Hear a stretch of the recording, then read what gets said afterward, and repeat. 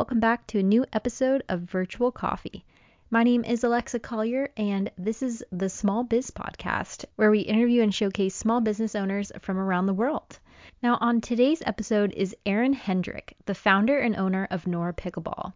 Aaron sells pickleball paddles for those who are new to the sport, all the way to those who are pros at pickleball.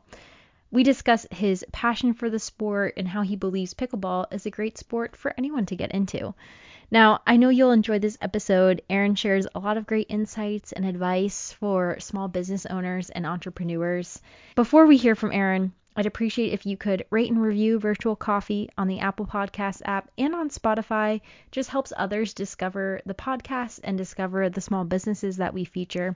You can also follow us on Instagram, Facebook, TikTok, all the social medias. It's at Virtual Coffee Podcast.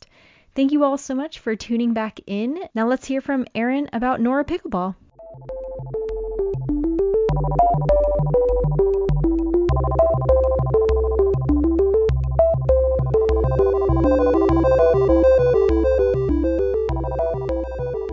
Welcome, Aaron. Thank you so much for being on Virtual Coffee today.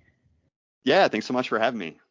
Yeah, looking forward to it. So, Noraa Pickleball, first, would you love for you to just introduce yourself, tell us a bit about your company, and then we'll get into it. So tell us who Aaron is.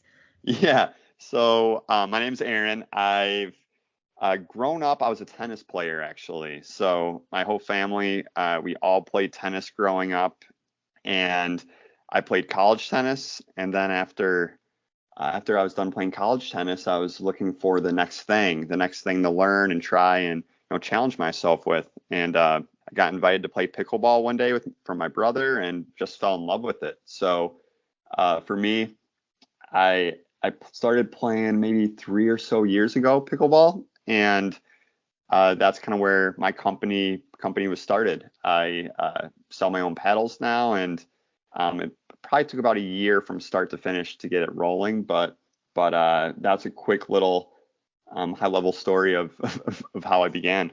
Nice. And for our audience members who might be thinking, what the heck is pickleball? I mean, it's become so popular now, which is awesome, but can you give us a brief description of the sport itself? Yeah, for sure. So it's really been in the news a lot recently because there's been a lot of celebrities, pro athletes, they're either playing or buying professional pickleball teams. But essentially it's kind of like a mix of tennis and ping pong. It's just like on a smaller court than a tennis court. And there's a slightly different rules, but it's played with a wiffle ball. The rackets are a little bit smaller than a tennis racket, but in my opinion, I feel like it's a very inclusive sport. It's very easy to pick up and it's fun to play. So it's been a really cool thing to see it grow so fast because part of it I think had to do with the pandemic. It's a way for people to get outside, feel like they're being active, and also feel like they're being safe from and they're in a safe space being outside where the virus hopefully can't spread as fast. So it's been a really cool thing to see it grow so fast, and it's been a lot of fun. Yeah, no, and you can, at our gym, they have pickleball courts, and to your point about it being pretty inclusive, like you can, all ages, right, are playing, and it seems really fun. I did it a while ago, maybe when I was a kid, like in gym class or something, I feel like, but but I need to get back into it. It seems so fun. Those people have a blast, and you can tell there's like competitions and tournaments. It's really grown over the past few years. Yeah, there's 21. There's like a park that has 21 courts near where I live. Wow. And I was out there Thursday night, and I couldn't even get on a court. And that's with 4 people on every court. It's really taking off, and it hasn't slowed down in, I don't know, like a couple of years. I think it's been the fastest growing sport the last 2 or 3 years now in the U.S. Wow, that's wild. That's awesome. Yeah, no, it seems fun. I need to get into it. But for Noraa Pickleball, why the paddles? Like, did you notice, were you looking for a specific paddle that wasn't in the market? What led you to creating the paddles themselves? Yeah, so I've always been obsessed with like technology and tennis. I've just grown up and I've always wanted to know the different types of rackets, what they offer, but I've never thought of creating my own tennis racket. I always kind of thought it was too complex for me and I wouldn't really understand how to do it. So then when pickleball came around, the pickleball paddle is a lot less complex, in my opinion, than a tennis racket. So I started kind of experimenting with a lot of different brands, a lot of different paddles, and realized it wasn't extremely difficult to come up with your own and create your own. So once I saw there was an opportunity, I kind of jumped on it. And that led me to, reaching out to manufacturers, reaching out to pickleball paddle companies, and actually a lot of CEOs took the time to meet with me. And I really got a lot of good insight from them on what the market's like and what opportunities there are to enter. So that's really how I started, and I got a lot of support from family, and then my girlfriend is an entrepreneur too. So Oh, nice. so I got a lot of support, and I think a little bit of her rubbed off on me. Nice. And Yeah. I'm always curious of the details there, right? So you have the idea of, okay, I want to Yep. create the paddle. You mentioned you start meeting with people and getting inspiration, but what was the actual action? Like, are you sketching the paddle design on a piece of paper? Are you meeting with someone to do that? Like, what are those specific steps there that I'm just always fascinated in how someone goes from, I have this idea to now I'm selling it to consumers? Yeah. So it started with me really. I bought a lot of paddles, and I figured out what I liked the most just from a playing standpoint. And once I found out what I liked, I then reached out to those pickleball paddle CEOs, a lot of local manufacturers. I'm from Michigan, so I looked a lot in the Midwest and also overseas. And so from there, I was just learning as much as I could. And once I learned I could create something, I then started to download like Adobe Illustrate. I don't know if you've used it, but I started kind of designing and coming up with a logo, a company name. And my company name actually is a funny story. It came to me at midnight one night, and it's actually just my name backwards. I was like, I couldn't think of a good name, and I was talking to someone in my family on the phone. I'm like, wait, my name backwards kind of sounds fun. So I went with that, and created my logo and my design. So for me, it's not my full-time job. I actually work in finance for a medical device company. Okay. So for me, it's really just scheduling time in the evenings or weekends to work on my design, my logos, and then that's when I would send it to manufacturers and kind of get quotes and samples from them and made sure it was up to quality. For the name Noraa, I picked up on the double A, and I was like, oh, maybe that's because Aaron has a double A. I did not pick up on the full backwards. That's awesome. I love that. Yeah, it's a little goofy, but No, but I yeah, like I it. thought it It's sounded subtle catchy. enough. Yeah, it's subtle enough where it's not super obvious, so I like that. That's awesome. Okay, so yeah, didn't realize this was your like side, I don't want to call it a side job, but your secondary job or additional job with Noraa Pickleball. That's awesome. If you did go to college, what did you major in? Was it more in that financial field? Yeah, so I studied math and accounting. I was a double Okay. major in my undergrad, and then I have an MBA as well, which is like in general business. Nice. So for me, like I'm a CPA, so I'm in the finance world, which has definitely helped. But for me, I love learning the marketing side of business, learning how a business operates, and I don't see it as much in my day job. So this Noraa Pickleball, this business I'm running, really lets me control everything and be a part of everything. So Hmm. I've really enjoyed that aspect of it. I still have my finance job, but being able to control like the social media, the marketing, all that it's been a lot of fun and it's been new to me. So I've enjoyed that. Yeah, that's awesome. And the reason I ask of your more educational background is just to show to the audience that anyone can, if you have an idea, it doesn't matter what your background is, right? You don't need Mm, to have been majored in entrepreneurship or anything like that. Like you can take your area of expertise or what you're passionate about and just do it. Like you said, maybe your financial background and business background has helped, but you've also done other aspects of the business that you didn't necessarily major in college. No, that's a great point. And I think it can be refreshing. I think all humans, I think we're not just talented in one area, right? I think we have multiple talents. So it's fun to kind of learn and grow and then also show that we can do more than one thing. But yeah, I think it's a good refresher for a lot of people because I think I think a lot of day jobs are very siloed. They're very isolated to one aspect. So to have something new, something different that I work on, that's also really fun, is, it kind of makes things more interesting, makes my free time more fun. Yeah, no, I can definitely relate to that. I mean, I have a full-time job outside of this podcast and completely agree with that, of just having a fun thing to work on the weekends and after work. It makes it exciting, gives you an additional purpose in life. Yeah, no, exactly. Speaking of that balance, always ask this selfishly because I try to balance my full-time job with the podcast. How has that been? I mean, yeah, the corporate world and 9 to 5 world can be tough some weeks, right? Where I'm sure, I mean, speaking for myself, there's some weeks where I just want to come home and go right to bed. Like there's no energy left for anything. So how have you found the balance? Any, I don't know, best practices you found, or is it just simply a take it one day at a time type of mindset? Yeah, how do you think of that balance? Yeah, I think there's a couple like different tips or things you can do to really help with that balance. And I think one of them is like building downtime into your schedule. For me, I have certain days of the week or even weekends where I'll work on Noraa Pickleball. And I know it's hard to predict because I think sometimes when you have a lot of orders come in, you want to get them out right away.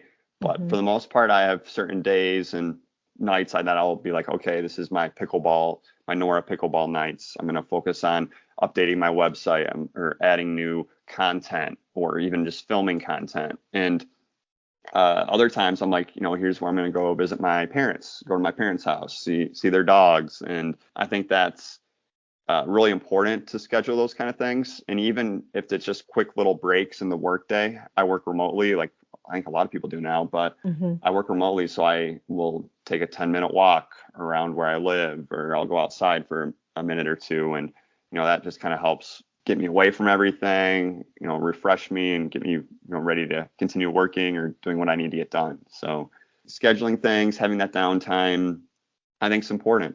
And it really helps when you're busy, when you're working a lot and you want to get things done. It's good to kind of take a step back and, focus on different things. Yeah, and that sometimes taking a break can be the most productive thing you can do in that moment, right? To what you're saying is being able to come back refreshed and ready to tackle the next task, whether it's for your full-time job or Noraa. Yeah, totally agree with that. I like that advice. Yeah, I mean, I try to take a lunch. That's like my big thing now. I think sometimes it's different. I used to work in the office. Now I'm remote. So like taking a lunch, I think is important. Taking that break during the middle of the day. And then, making sure you schedule that time with family. I think for me, it's investing in your relationships is really important. So whether that's, your wife, girlfriend, whoever it is, or your family, just making sure you're spending time with them and, giving them attention and, giving them quality time. I think that's pretty important. Definitely important for them and for you. Speaking of those relationships, do you have support with Noraa Pickleball? Is it mainly you taking on every task? I mean, clearly you have, the emotional support from your family, friends, it sounds like, but Yep. Is anyone else involved in the business itself right now? Just me, no investors, no one yet. So I definitely bounce ideas off of a lot of people, including my girlfriend. But yeah, right now it's just me. So I've had a couple different people reach out saying they want to get involved, but right now I want to be the one that makes those decisions, and down the road I might be adding on more depending on how much we grow. But right now just me. Nice. Good for you. That's a lot of work. I mean, the social media aspect of alone, like that's what gets me for the podcast. That is so hard. I don't think people understand how hard it is to keep up a social media brand. I don't know what you found. Do you have any, aspects of the business that are particularly challenging, or just kind of that one thing? Or maybe a better way to ask that is, if, in the future you're able to bring on employees, what are some of those tasks you're hoping to offload to someone else, right? And who can take that on? Yeah, no, that's a great question. I think social media is probably what I want.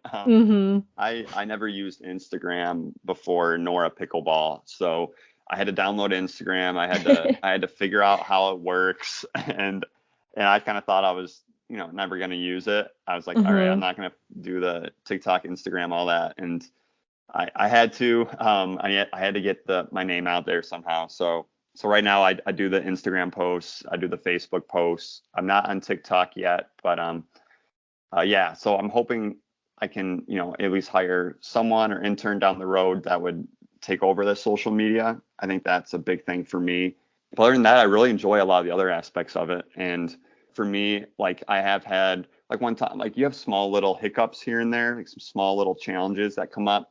And I've always been able to solve them, but it might take more time just because it's the first time I've seen a challenge. Like, for example, someone, was having trouble placing an order. So I had to, hop on the phone with them and walk them through what to do and stuff like that. If I could have someone kind of manage that, kind of like a customer service, that would be perfect. But I'm not quite there yet in the size. Yeah, no, that's totally fair. And I mean, there's something to be said about you doing it all right now, because if you were in the future to hire on more folks to support you, you have that empathy for their job, right? Because you did it yourself. You understand what it's like to do it. Mm-hmm. And now you can truly appreciate having someone else take it on and understand what they're going through. And I think it just makes you a better boss, employer, for the future when that does happen and you do bring on more people. Yeah, for sure. And I totally agree. I mean, if you've done the job or if you've tasted kind of what someone else is doing, you definitely can have a lot more empathy and understand what they're going through when it's happening. Right. So Yeah, yeah, I totally definitely. agree. And the business itself is like Noraa Pickleball, right, is built up from you, right? There's something to be said about that too. It's like Mm-hmm. every aspect of the business, building it so that like it'd be interesting to look at two businesses, like one such as yourself who's building it up from scratch by yourself, and then another who maybe immediately brought on a social media manager. Like Mm-hmm. that'd be interesting to see, because that person and that social media manager have to have such a great relationship at first when you're first building a brand, right? How much time and energy and vision goes into that. I don't know, just thinking out loud. Like I think it's cool that you're doing it yourself and you own the entire vision for now. And I think that's really helpful when you're first launching a business. It was for me. I think it might depend on what kind of business it is and Sure. who wants to make those decisions. But yeah, one thing is I wanted to control everything at first, and it would have been probably more fun to have someone with me creating Mm, it. But I wanted to kind of control those decisions and then also make them without having to run it by someone else. So I think that really, made the process quicker and faster. And I was up late, some late nights working on stuff, and I think it just would have taken a lot longer for me to, work late at night on something and then have to run it by my business partner and then submit it or do what I have to do next. So for me, I wanted to control everything, and then I thought in my head down the road, once I kind of have things established, bring on someone. So hmm so yeah, to your point, I think it's true. It is, great to own those decisions, but I do think sometimes it would be more fun to be in it with Yeah. someone else, but That's fair. Yeah, definitely to your point, depends on the business and the person. It's something to think about, right? If someone's listening who's getting ready or has an idea to launch a hmm business, like think about that, think of those pros and cons for each path there and decide what one you'd want to do. And it is Yeah. interesting too. I mean, like for me, I don't have investors, and I know a couple other paddle companies, even ones in West Michigan, have investors. And the fact is, since I don't have anyone that put in money to my business, I can make decisions on my own and not have to worry about, my investors and reporting back to them. So it's kind of different I feel very flexible and privileged to kind of have that opportunity where I don't have to say, hey, I'm going to create a new version of my paddle. What's it going to look like? And really, it's hmm just all my own decisions. So, I think that's another thing to consider. If you do have people that have put in money, you kind of have, and they have equity in it, you really have to kind of change your business model or at least have more people to report to. Yep, that's a good point as well. Yeah, because right now you make the decisions based on what you think and what your customers think. Like you have direct access to them and can make Hmm. decisions off of their feedback. So definitely a benefit there. Exactly. So going back to your paddles, I know you mentioned how you came to create them and the path to the idea, but what makes your paddles different, right? If someone is interested in getting into pickleball, why should they purchase a Nora paddle as opposed to others on the market? Yeah, that's a great question. So there's a lot of paddles in the market, and there's a lot of new players entering. It seems like every month, but my paddle's unique. First of all, I guess the width is different, and we have a thicker paddle. And what a thicker paddle means, there's more control. So thinner means more power, thicker means more control. And how I see pickleball, I see it as a control game. So my paddle is one of the more thicker ones you'll find in the market. We also have a surface texture. I call it like a rough tech texture. It's slightly different than what you'll see out there. And then also we're USAPA approved. And there's a governing body of pickleball called the USAPA. And in order to play these tournaments, you have to have an approved paddle. So it has to pass all these different tests they set up. And then after a few months, they'll approve it. And it'll be on like this list of paddles you can use. So there's a lot of startup paddle companies that will just create a really cool looking paddle, but they won't want to pay the price or send it in and get it, wait the time to get it approved. So for me, that was a big factor. I wanted a approved paddle that players could use competitively and not just, for fun. So kind of those three things kind of really separate my paddle. And then I think my mission too of I focus on, people that want to play something different, that want to kind of have a second chance in sports. Or, for me, I competed in college athletics, and I kind of thought my competing days were over once tennis was done. But now I'm like, well, wait, I got pickleball. I can now compete in pickleball. I can now do tournaments in pickleball. And we mentioned how inclusive it is. I mean, they have different draws for different ages of people. So if you're 60 years old, you can then play tournaments that are, for people that are above a certain age. So you can play against other 60-year-olds. And, if you're not as strong as other players, you have different levels, which is based off of like 3.5, 4.0, 4.5. So really it's very inclusive to competing, even if you're, a new player, an experienced player, you're younger, you're older, it's inclusive in all those ways. So, for me, it was having those opportunities, and you're really just providing a product that allowed everyone to compete, even if they thought their competing days were over. That's a great point of like pickleball is such a great sport, like you said, to re-enter the competitive sports or just get back into a sport like that, right? That, yeah, that truly anyone can do. And also, yeah, congrats on getting approved. I didn't even think about that for the competitions and whatnot, that and the tournaments. That's great. That's awesome. I'm sure I can imagine that's a stressful process to go through, or at least while you're waiting for them to approve it. Yeah, I believe you have to celebrate the little things. I had to look up all the rules or all the testing. I then did like a fake trial in my apartment. Yeah. I brought out my tape measure. I was measuring the width, the length. I was doing all that. And I think it took a month and a half or so. And wow. I was emailing them constantly like, hey, any update? They were probably really annoyed with me, but the people from USAPA. But yeah, we got that seal of approval. And once I got that, I was gun ho. I was ready to go, because I didn't want to release something that wasn't. Yeah. So other than like the thickness and the texture, I think the USAPA approval is unique to startup paddles. I also like how you described that your paddle is more for the control, right? And I think that's great for people who are wanting to just start pickleball, because who's going to enter and want the power? Like you got to learn, to your point, the control first, right? And the techniques. So love that. It seems like your paddle's great for experienced folks, but also folks who are entering the sport from a new perspective. Exactly. Yeah. And, I think it's funny, pickleball is the fastest growing sport right now. And some paddle companies see that and they're like, wow, let's enter the market and list a paddle for $200. And the sales don't come, and everyone's like, why don't my sales come? And I think part of the reason is it's the fastest growing sport in like the under $100 range. So it's for the people that are going out and playing once a week or once every 2 weeks. It's not for the people that are playing 6 days a week. So I think like the price point for me was important as well. So mine's not listed for 95. We do have sales that run occasionally, but keeping it under 100 was my big thing as well, because I didn't want to charge anything over 100 for even people that are going to play a lot or little. I just didn't want something over that was going to be over $100 to the consumer, the player.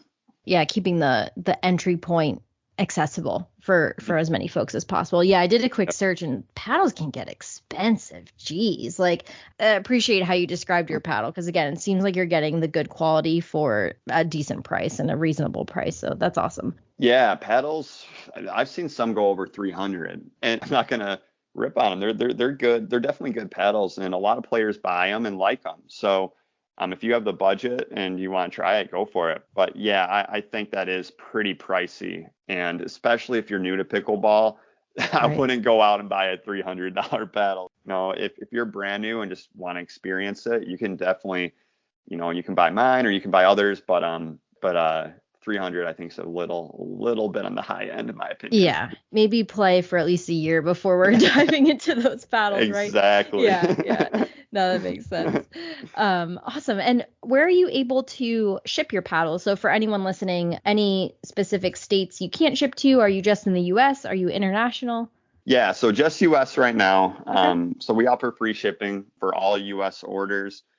International, we're looking into. That's something we want to offer, but currently just the US. Yeah, that's what we're able to do right now. We Nice. launched in October of last year, so we are Oh, nice. fairly new, but that's something we are trying to expand to. Yeah, that's great. And I know international shipping can be tricky for all sorts of products. So that's great you were able to get all of the United States as well. Sometimes that can be tricky. So congrats on that. Yeah, thanks. And that's one of those challenges is Hmm. learning how you're going to ship and what you're going to do with it, what you're going to use. So that was a fun learning process to figure out how that would work. On that same train of thought, for those listening who, again, might be a small business owner or looking to launch a business, have you had any points along the way where you'd advise folks, for example, like shipping? Shipping can be really tricky. Like make sure you have, enough time or be prepared for that process. Any other things top of mind where you'd advise folks in the small business world of, hey, this was trickier than I thought, or, make sure you have enough time to figure this out. Anything that comes to mind there? I think the shipping was a good one. I think just make sure you have a process down and it can evolve. I think everyone pivots and has changes throughout the life of their business. But I think for me, I did like a sample, like a test before I even went live on my website. So so doing like some samples, some trial runs, seeing what works best for you is important, whether you're using UPS, USPS, FedEx, whatever you're going to use to ship it, have kind of a process narrowed down before you launch. And then obviously you can change and find better ways to improve, but kind of understanding how that's going to work was important. Also, another thing was understand how like sales tax and tax reporting would work. Hmm. I think that was a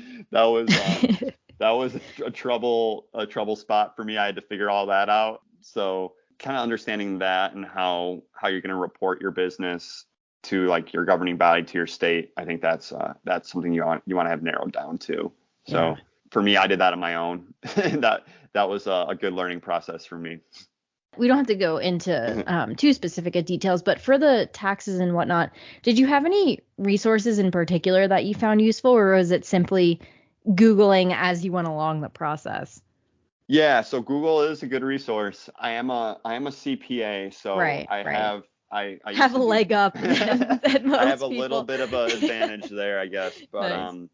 but no, I still need to research. I've called the state of Michigan a couple times and got more details from them because I want to be I want to have everything exactly right. So for me, yeah, you can call like your state, you can Google search, their phone number online, and then I also just Googled a lot of questions. And I'm not the first one to do a small business, and I'm not going to be the last. So if you have a problem, you can Google, and I'm sure you can find people with similar questions. And those are my two things I've done just to get over the hump of taxes and reporting, Right. and it's been helpful. You use what you have and reach out if you have other like questions. You can reach out to me or even like other small business owners. There's so many out there. I've talked to other ones and see what they've done, and everyone's pretty helpful. Mhm. There's like Facebook groups and things too. So it's been kind of cool to see the community of these small business owners and how we all have Yeah. similar problems we need to work through. Nice. Yeah, that's a theme we always hear on this podcast is the small business community. No matter where you live, no matter where your business is, that community is so strong. And folks always say, like, rely on that community, ask questions, get support from those people. So it's great to hear you say that too. And even when it comes to the more tactical things of the business, like the finances, the taxes, like, yeah, still ask away. Because like you said, others are dealing with that. It's not just you. Yeah. I think when you're a small business owner, you can feel isolated, feel like, wow, I'm having this problem. Like no one's had this problem. And Right. turns out most people probably have. So, I think there's some Facebook groups I joined and there's a lot of questions people have. And it's just kind of cool just to see like how people solve their own, issues or challenges and kind of learning from that. Cause, I'm still having things that come up where I have to either pivot or change. And it's definitely it's a learning process and you grow a lot from where you start. No, for sure. And I love that idea of the Facebook groups too. I actually hadn't even thought of that myself, to look at the small business community groups online. That's a great advice. Yeah, I'm in a lot of Facebook pickleball groups. It's one of my marketing ways. I see a lot of people asking what paddles to use, and that's when I usually will jump in. Yeah. But hey, I have a good one. Yeah, exactly. So I've had to up my social media usage since I started. Yeah, totally. And we touched upon this a little, but where are you hoping to take Noraa Pickleball? Do you have any, milestones you want to achieve for this year, or anything you want to share coming up with the audience? Yeah, couple things, I guess. So I want to host a big event. I'm like a big community party for Noraa Pickleball. So I've already looked at renting some courts out in a nearby park, getting music, making it fun. So more fun, less competitive. So I'm hoping to run one of those this summer. And then also I'm going to try to partner more with some small businesses in West Michigan. So those are two things I'm hoping to do more of. A big milestone for me, actually, though, happened this last week. So the Boston Red Sox, it's a baseball team in the Major League Baseball. They just posted, some photos of their players in the off season, what their players are doing, day in the life of a Red Sox player in the off season. And they were playing pickleball, and then sure enough, they were using my paddles in the photo. Wow, no way. So that was a huge milestone for me. Wow. To see Boston Red Sox players using it, and then they posted on their social media. So for me, if I can, have some of those professional athletes or people that are in media or on, in music, or people that are kind of like celebrities, I guess, or people that are not pickleball players playing pickleball for fun using my paddles, that would be a huge goal. And it kind of fits in with my motto of, the best is yet to come. You can still compete in different things. Once you think you're done competing, you can compete in pickleball your whole life. So yeah, I think that would be a huge goal of mine, to continue to have this traction of people who don't typically are pickleball players playing it and using my paddles. So yeah, I think that would be a huge thing. So a huge goal for me. That's awesome. But we'll see. That's incredible. Yeah, no, but you're already there. You already had success in that area. Wow. How do you think they found your paddles? Do you have any idea? Yeah, so I have a friend in their organization. So I guess it's a little cheating, but no, but still, that's awesome. I have a friend he's a pitcher for them. Very nice. Yeah, he's from my area in Michigan, and then he was in the minors for 8 years or so, and finally got called up to the Red Sox and has been there now for 2 years. So I reached out to him. I said, hey, would you mind, testing these out, seeing what you think? And then some of his friends on the team bought some, and then sure enough, they're posting about it. So the Red Sox did. So I'm like, sweet, I gotta keep this traction going. Yeah, so, that's so cool. That's so cool. Yeah, that's awesome. Even if they're your friend, right? They could have still just tested it and nothing could have come from it. So that's awesome. Clearly those paddles are working and fun to use, and people are purchasing them, and that's really cool. What a success. Yeah, it was probably the biggest marketing or the biggest thing that's happened since Nice. launching. Mm-hmm. Very cool. Very cool. And where do you see your future with Noraa Pickleball? I mean, do you ever see a future where you take Noraa Pickleball full time? Is that something you're interested in? Or maybe you always want to have those two jobs in your life? What are your thoughts there? Yeah, and I don't quite know yet. I think it'd be great to do this full time and do pickleball, but I do love my company I'm currently at right now as well. So right now it's a really good balance of both of them. Nice. But if Noraa continues to grow and I can have a sustainable, or I can make enough income off of it to to live comfortably, then yeah, that'd be really cool. So yeah, having it be my only job would be fun, but I do like the balance right now of both right now. Mm-hmm. So yeah, Nice. I haven't really thought too beyond that yet, but Yeah, just seeing where it goes and what happens with it. and I think that'll depend too on how pickleball grows, Mm-hmm. because right now it's a really fast growing, fun sport. I think it's still going to be fun in the future, but I don't know if it's going to continue on this trend of more and more players. So Sure. as long as the market continues to grow, it'll be great for us. But I don't know. It's hard to say. Yeah, I'm hard always to worried predict. it's going to slow, because once it starts Mm-hmm. slowing down, it's going to get even more competitive. Yeah, it's fair. No, that makes sense. So yeah, reacting to those market signals and seeing what happens. I mean, I like that approach. I don't think there's any need to decide right now, right? It's taking it one day at a time and seeing where it goes. Yeah, exactly.